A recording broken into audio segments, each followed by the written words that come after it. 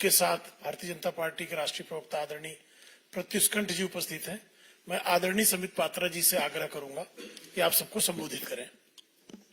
धन्यवाद श्री प्रेम शुक्ला जी, श्री प्रत्युष जी, आप सभी का अभिनंदन है, आप सभी को प्रणाम एवं नमस्कार। आज हम टीवी देख रहे हैं तो बहुत सारे विषय आपके सामने हैं। इंडी अलायंस, जिसको माननीय प्रधानमंत्री जी ने बहुत ही उचित शब्दों में घमंडिया अलायंस कहा है। घमंडिया अलायंस के मार्च, घमंडिया अलायंस के प्रोटेस्ट देखने को मिल रहे हैं। जहां तक घमंडिया अलायंस का सवाल है, जहां तक इंडी अलायंस का सवाल है, उनको जोड़ने वाला जो फेविकॉल है वो दो है। एक है शराब और दूसरा है अपमान। किस प्रकार से सनातन का अपमान करना, किस प्रकार से भारत के सभ्यता का अपमान करना, किस प्रकार से बड़ों का अनादर करना। आज दोनों विषय हिंदुस्तान की राजनीति और हिंदुस्तान के मीडिया की खबर की धुरी बनी हुई है। शराब धुरी बनी हुई है। एक भाग रहा है, शराब में घोटाला करके कोई नेता भाग रहा है, और दूसरी ओर कुछ ऐसा नेता हैं, कुछ ऐसे भी लोग हैं जिन्होंने भारत के वाइस प्रेसिडेंट के साथ जिस प्रकार का मखौल उड़ाया है और उसके बाद मार्च पास्ट कर रहे हैं, उसके विषय में भी उनका पर्दाफाश करना है। आप सभी जानते हैं और यह विदित है कि 2 नवंबर को शराब घोटाले को लेकर, एक्साइज पॉलिसी के स्कैम को लेकर अरविंद केजरीवाल को सेंट्रल एजेंसीज ने, ईडी ने, एनफोर्समेंट डायरेक्टरेट ने समन किया था कि अरविंद जी आइए, हम बैठेंगे आमने सामने, आपसे सवाल जवाब करेंगे। और ये जो करोड़ों का घोटाला हुआ है, और जहां तक करोड़ों का घोटाला हुआ है, ये कोई भारतीय जनता पार्टी के नाते हम नहीं कह रहे हैं, गिनती अभी तक चल रही है। 2 घोटाले हमने देखे हैं हाल फिलहाल में। मैंने क्यों कहा कि इंडी अलायंस को जोड़ने वाला फेविकॉल शराब है। शराब का पैसा अलमारी दर अलमारी 3 दिसंबर को मतगणना चल रही थी और नोट की गिनती भी चल रही थी। 350 करोड़ से अधिक की नोट की गिनती हुई थी और वो शराब का पैसा था। कांग्रेस के एक सांसद धीरज साहू जी के घर से निकला था। वहां तो गिनती सीमित हुई कि 350 से अधिक करोड़ रुपए उसके अंदर है। और जहां तक केजरीवाल जी के शराब का हिसाब किताब है, अभी तक गिनती चल रही है। सुप्रीम कोर्ट ने मनीष सिसोदिया के बेल के समय, रिजेक्ट करने के समय बड़े स्पष्ट शब्दों में कहा था कि there is an established money trail. Money trail है और एस्टैब्लिश्ड है, ये देश के सर्वोत्तम न्यायालय ने कहा। फिर भी आप अरविंद केजरीवाल जी की बेशर्मी को देखिए, आज भी भाग गए। 2 नवंबर को भागे थे, आज भी भाग गए। 2 नवंबर को जब उन्हें बुलाया गया था तो एक चिट्ठी अरविंद केजरीवाल जी ने लिखा था। वो चिट्ठी आप सबने देखा भी। ये चिट्ठी अरविंद केजरीवाल जी ने लिखा था। अरविंद केजरीवाल जी ने उस चिट्ठी में बड़े स्पष्ट रूप से लिखा था, 5वें नंबर पॉइंट पे मैं वो पढ़ना चाहूंगा। As the Chief Minister of the State of NCT of Delhi, I have governance and official commitments for which my presence is required, particularly in view of the Diwali festivities coming up in the second week of November 2023. उनका कहना था, उनका मानना था कि चूंकि मैं एक पद पर हूं, मैं एक मुख्यमंत्री हूं, मेरी कुछ जिम्मेदारी है, मुझे वो जिम्मेदारी निभानी है और इस कारण से दिल्ली में रहना मेरे लिए अनिवार्य है। साथ में एक और पॉइंट भी लिखा था और मैं वो पॉइंट पढ़ूंगा नहीं, लंबा पॉइंट है, मगर उन्होंने कहा था कि मिजोरम, मध्य प्रदेश, छत्तीसगढ़, राजस्थान और तेलंगाना में चुनाव चल रहे हैं और मैं स्टार प्रचारक हूं, तो मुझे तुरंत जाके वहां पर आम आदमी पार्टी को जिताना है। 205 सीटें शायद लड़ी थी और जमानत जब्त सब सीटों में हुई ना। हाँ, कुछ 0.5% वोट ऐसा मिला है, 1% वोट भी नहीं मिला है। इन 5 राज्यों में आम आदमी पार्टी के स्टार प्रचारक, शराब घोटाले के किंगपिन, सरगना अरविंद केजरीवाल जी के प्रचार के बावजूद 0.5% या 0.7% वोट मिला है। और उस कारण से वो ईडी के सामने 2 नवंबर को प्रस्तुत नहीं हुए। और उनका कहना है कि मैं सीएम हूं तो मेरी कुछ जिम्मेदारी है दिल्ली के प्रति, इसलिए मैं अपना रेस्पॉन्सिबिलिटी निभा रहा था। अरविंद केजरीवाल जी ने आज भी एक चिट्ठी लिखी है, ये आज की चिट्ठी है, जब उन्हें ईडी ने फिर से पूछताछ के लिए शराब घोटाले, जिसके किंग पिन है अरविंद केजरीवाल, जिसके मास्टरमाइंड है अरविंद केजरीवाल, करोड़ों करोड़ रुपए का गबन किया है अरविंद केजरीवाल जी ने, मोटा माल कमाया है अरविंद केजरीवाल जी ने, जब इस विषय में पूछताछ करने के लिए बुलाया गया तो एक चिट्ठी लिखी है अरविंद केजरीवाल जी ने। पहला पॉइंट है, on the eve of my departure for Vipassana meditation centre, which has been widely publicized and largely circulated all over the media in the country as well as officially announced. To my utter dismay and concern, I have received the subject summons dated 18/12/2023 for my purported appearance in the person on 21/12/2023. मतलब वो विपासना के लिए जा रहे हैं, इसलिए ED की इतनी हिम्मत कि आप मुझे पूछताछ के लिए बुला ले। वाह अरविंद केजरीवाल जी, आप कभी चुनाव के लिए जाएंगे, आप कभी दिवाली मनाएंगे, आज आप विपासना के लिए जाएंगे और इस कारण से आप गवर्नेंस में भाग नहीं लेंगे और आप अपनी रेस्पॉन्सिबिलिटी से भाग नहीं लेंगे, रेस्पॉन्सिबिलिटी से भागेंगे। Arvind and accountability will never travel together. A for Arvind, A for accountability. और अरविंद और अकाउंटेबिलिटी कभी भी एक साथ नहीं चल सकते। केजरीवाल एंड कर्तव्य विल नेवर ट्रैवल टुगेदर। कभी भी अपने कर्तव्य का वहन करना एक जनप्रतिनिधि का कर्तव्य है कि यदि उसने घोटाला किया है और देश की सेंट्रल एजेंसी उसे बुलाती है तो उसे वहां जाना पड़ेगा, प्रश्नों का उत्तर देना पड़ेगा। मैं एक बात स्पष्ट कर दूं, यहां विपासना के पीछे छुपने की कोशिश अरविंद केजरीवाल कर रहे हैं। कुशासना और विपासना साथ साथ कभी नहीं चल सकता है। यदि आपने कुशासना किया है तो बाद में जेलासना होगा ही होगा। ये जेल आसन के बारे में हम नहीं बता रहे हैं अरविंद केजरीवाल जी, आप ही के 2 मंत्री सौरभ भारद्वाज और अतिशी मरलीना जी ने बड़े स्पष्ट रूप से प्रेस कॉन्फ्रेंस करके कहा कि हमें पता है अरविंद केजरीवाल जी की गिरफ्तारी हो, ओवर कॉन्फिडेंट गिरफ्तारी होगी, जरूर होगी। और एक रेफरेंडम भी कराया कि अगर गिरफ्तारी हो जाएगी तो क्या तिहाड़ से सत्ता चलाया जाएगा या नहीं। ये तो भारतीय जनता पार्टी ने नहीं कहा, ये तो ईडी ने नहीं कहा, ये तो जिसने एफआईआर किया, एफआईआर तो सीबीआई ने किया था, सीबीआई ने भी नहीं कहा कि आपकी गिरफ्तारी कंपल्सरीली होगी। आप लोगों ने प्रेस कॉन्फ्रेंस करके कहा, कॉन्फिडेंटली कहा अवश्य गिरफ्तारी होगी। तो आज हम कहना चाहते हैं आप अगर इतने कॉन्फिडेंट है कि गिरफ्तारी होगी, कुशासन करके विपासना करने जा रहे हैं, कुशासना एंड विपासना। चिंता मत करिए केजरीवाल जी, जेल में इन सारे आसनों की व्यवस्था है, विपासना जेल में भी कराया जाता है। भ्रष्ट मानसिकता दूर हो, क्रिमिनल माइंडसेट समाप्त हो, इसके लिए जेल में भारत के प्रबंधन है विपासना करने का। चूंकि आप कॉन्फिडेंट है कि आप जेल जाएंगे तो वहां भी विपासना कर सकते हैं, इसमें कोई कोताही नहीं बरती जाएगी। मैं बताता हूं क्यों वो ईडी के सामने नहीं जा रहे हैं। मनीष सिसोदिया जी का तो आपने देखा ही है, क्योंकि अभी केजरीवाल जी को लग रहा है कि गियो तो गियो, मनीष तो गियो, सत्येंद्र जैन भी गियो, और तो और संजय जी भी गियो। सबसे इसलिए उपाय यही है कि भागियो भागियो भागियो, क्योंकि अगर वो भी जाएंगे तो गियो, कोई बच नहीं रहा है। आप सोच के देखिए अरविंद केजरीवाल जी के सामने मनीष सिसोदिया जी का क्या हश्र हुआ है। सूली पे लटकाया अरविंद केजरीवाल जी ने मनीष सिसोदिया जी के हस्ताक्षर करवा करके।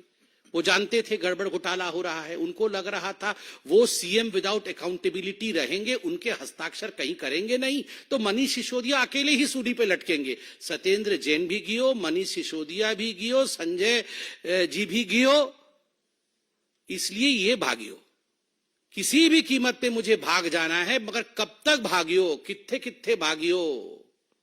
कहां कहां भागोगे, कितना होशियार बन के होशियारपुर भागोगे, कहीं भी भागोगे याद रखिए केजरीवाल जी, कानून के हाथ लंबे होते हैं, बहुत लंबे होते हैं।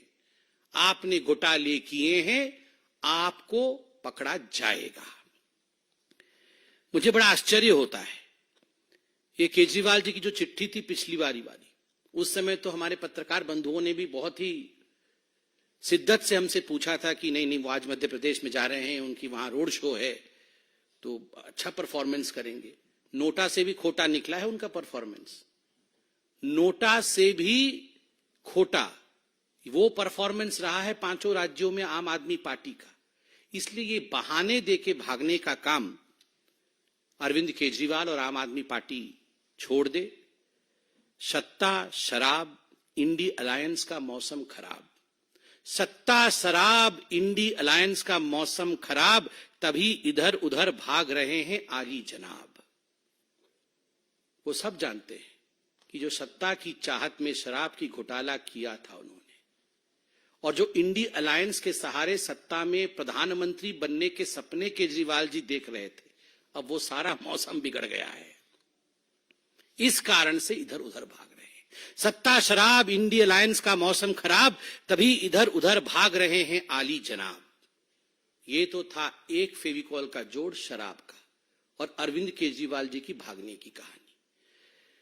मगर बड़े दुख के साथ मुझे कहना पड़ रहा है कि जो अभी मार्च चल रहा है तथाकथित इंडी अलायंस के सदस्यों का, घमंडिया अलायंस के सदस्यों का, vice president of India Jagdeep Dhankhar ji के साथ जिस प्रकार का व्यवहार किया गया है, जिस प्रकार से सार्वजनिक रूप से एक संवैधानिक उच्च पद पर प्रतिष्ठित व्यक्ति का अभद्रामी पूर्वक अपमान किया गया है, this is not just a political issue, ये केवल एक राजनीतिक विषय नहीं है। भारत जैसे देश में यह एक संवेदनशील इशू है, इमोशनल इशू भी है। मेरे पिताजी भी उम्रदराज है। आज मैं अपने पिताजी को देखता हूं तो कभी कभी मुझे भी लगता है कि थोड़े से वो भी झुक गए, कंधा उनका झुक गया है। क्या कोई बेटा अपने पिताजी के झुके कंधों का मजाक उड़ा सकता है? क्या भारत ने कभी यह सिखाया है? आप सब अपने गिरेबान में झांक के अपने माता पिता को देखिए, किसी के पिता 60 साल के हैं, किसी के पिता 70 साल के हैं। हो सकता है रीढ़ की हड्डी थोड़ी झुक गई हो सकता है कंधे थोड़े झुक गए हो सकता है वो थोड़े बीमार हो, मगर क्या हम अपने माता पिता का मजाक बना सकते हैं? संसद की उन सीढ़ियों पर, वो मंदिर की सीढ़ियां हैं, वो हिंदुस्तान की सभ्यता की सीढ़ियां हैं, उन सीढ़ियों में उकेरा गया है हिंदुस्तान की कहानी। उन सीढ़ियों पर कोई आम व्यक्ति नहीं, उन सीढ़ियों पर जनता द्वारा चुने गए संवैधानिक पदों पर बैठे हुए सांसदों द्वारा जब वाइस प्रेसिडेंट ऑफ इंडिया के साथ, भारत के उपराष्ट्रपति के साथ बॉडी शेमिंग किया जाता है, तो याद रखिए ये केवल वाइस प्रेसिडेंट ऑफ इंडिया, उपराष्ट्रपति भारत की बॉडी शेमिंग नहीं हो रही है, उन तमाम बुजुर्गों की बॉडी शेमिंग हो रही है जो हम अपने घरों में देखते हैं। और एक बात मैं स्पष्ट रूप से बता दूं और कान खोल के सुन ले, जाटों के कंधों का मखौल उड़ाना मना है। हिम्मत किसकी है जो जाटों के कंधों का मखौल उड़ाए? ये फौलाद के कंधे हैं जाटों के। जब जब मां भारती की आवश्यकता रही है, जब जब मां भारती की सुरक्षा की आवश्यकता रही है, हमारे जाट भाइयों ने फौलाद के कंधों के साथ सीना तान करके हिंदुस्तान के लिए वो खड़े रहे हैं। इसलिए आगाह करते हैं, जाटों के कंधों का मजाक कोई ना उड़ाए। ये कंधे मां भारती के कंधे हैं और जाटों की रीढ़ की हड्डी कभी झुक नहीं सकती। ये वो रीढ़ की हड्डी है जो हम सबको एक करके खड़ा करती है। इसलिए जाटों की रीढ़ की हड्डी झुक गई है, इसकी मिमिक्री करने की कोशिश करना यह अपमानजनक है, आपत्तिजनक है, दुखद है। यह राष्ट्रीय शौर्य के साथ खिलवाड़ है। किसको छोड़ा है इस कांग्रेस पार्टी ने? किसको छोड़ा है इन इंडी अलायंस वालों ने? कितने उच्च विचार की साधारण परिवार से, आदिवासी परिवार से हमें प्रेसिडेंट ऑफ इंडिया मिली है, भारत की राष्ट्रपति। भारत के राष्ट्रपति के रंग को लेकर मखौल उड़ाना, भारत की राष्ट्रपति को राष्ट्रपत्नी कहना, क्या चल रहा है? आपको जनता वोट नहीं देगी, आपको जनता हराएगी, आप अपना फ्रस्ट्रेशन राष्ट्रपति और उपराष्ट्रपति पर निकालेंगे, इस प्रकार की भाषा का प्रयोग करेंगे। मैं आज पूछना चाहता हूं भूपेंद्र हुड्डा जी से हरियाणा में, मैं आज पूछना चाहता हूं रणदीप सिंह सुरजेवाला जी से, खड़े होकर कहिए, खड़े होकर कहिए आप, क्या जाटों के कंधे झुक सकते हैं? जो लोग जाटों के कंधों का मजाक बनाएंगे, क्या उन्हें बख्शना चाहिए? डेमोक्रेटिक रूप से क्या उन्हें बख्शना चाहिए, या हमें लोकतांत्रिक रूप से इन लोगों को जवाब देना चाहिए जिन लोगों ने एक समुदाय विशेष के साथ मजाक बनाया है? यह प्रश्न बहुत गंभीर है। ममता बनर्जी जी ने भी, कल मैं उनकी बाइट को देख रहा था, उन्होंने भी कहा Rahul Gandhi is the one who is responsible. Rahul Gandhi जिस प्रकार से उन्होंने व्यवहार किया है, केवल रिकॉर्डिंग नहीं की है, वो केवल एक म्यूट स्पेक्टेटर और केवल फोन पे रिकॉर्ड कर रहे थे, ऐसा नहीं है। उन्होंने इंटरैक्ट भी किया है और कहा भी है उंगली उठाकर कि I am a Lok Sabha member. It was a theatrics which was planned. यह एक पूरा का पूरा विषय ऐसा था जो प्लान्ड तरीके से, सुनियोजित तरीके से एक समुदाय और खास करके एक कॉन्स्टिट्यूशनल पोस्ट पे बैठे व्यक्ति को नीचा दिखाने का प्रयोग किया गया है। यह प्रयोग कभी भी सफल नहीं होगा। हिंदुस्तान की जनता सभ्यता और संस्कार में विश्वास रखती है, जवाब लोकतांत्रिक तरीके से हिंदुस्तान की जनता देगी। धन्यवाद। कोई प्रश्न हो तो अवश्य पूछे।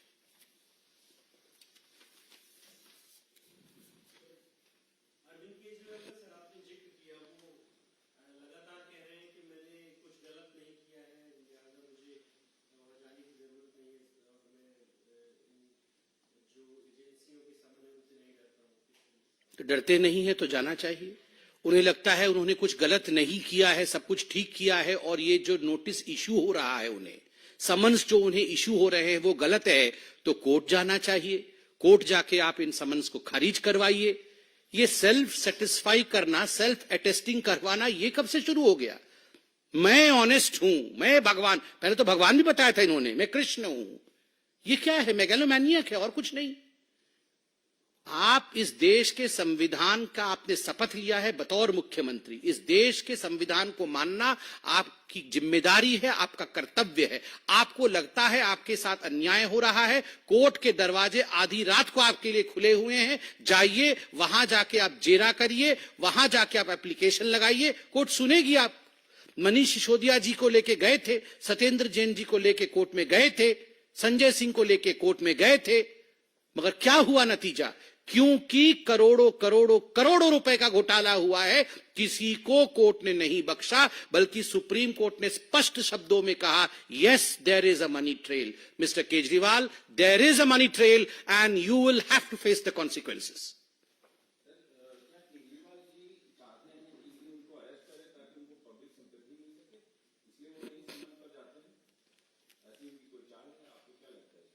कोई चाल नहीं है, वो भाग रहे हैं। कल तो मैं वो शॉट देख रहा था, घर से निकलकर कैसे भागे वो। आप लोग बाहर खड़े थे, वो किसी को देखे नहीं, तुरंत भाग गए। अरे कोई सिंपत्ति नहीं। कौन सा मनीष सिसोदिया को सिंपत्ति मिला? संजय सिंह जी का कौन सा सिंपत्ति मिला है? सत्येंद्र जैन जी को कौन सा सिंपत्ति मिला है? ये देश की जनता है। अगर देश की जनता की गाढ़ी कमाई में से आप खोट करेंगे, आप भ्रष्टाचार करेंगे, तो देश की जनता सिंपत्ति नहीं देने वाली है। सिंपत्ति अगर देती देश की जनता तो 0.5% वोट नहीं मिलता 5 राज्यों में। 5 राज्य 0.5% वोट, नोटा से भी खोटा।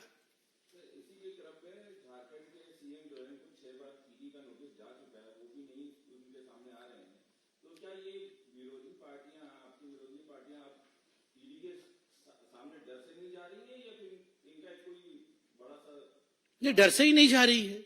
देखिए, जिन लोगों ने घोटाला किया हुआ है वो अपने मन में जानते हैं कि हमने घोटाला किया हुआ है। वो यह भी जानते हैं जांच होगा तो पकड़े जाएंगे तो जेल जाएंगे, तो स्वाभाविक है, भाग रहे हैं। मगर कब तक भागेंगे? कानून के हाथ लंबे होते हैं ना।